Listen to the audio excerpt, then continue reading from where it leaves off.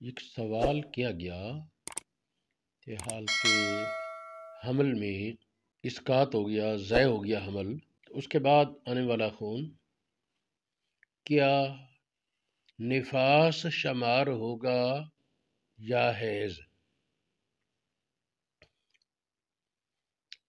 اس مسئلہ میں تحقیق یہ ہے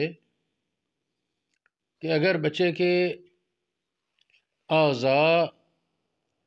کی بناوٹ واضح ہو تو پھر اس کے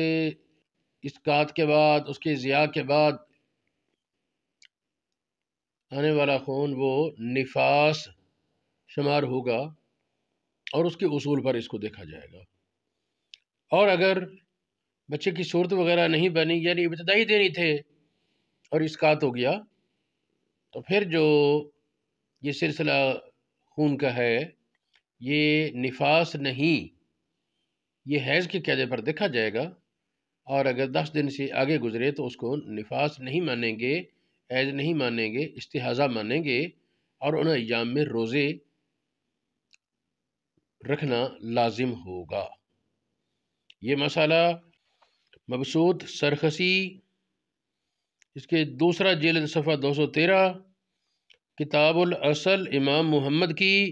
صفحہ 296، جلد 1، محیط برہانی در المختار رد المختار، بنایا بحر الرائق،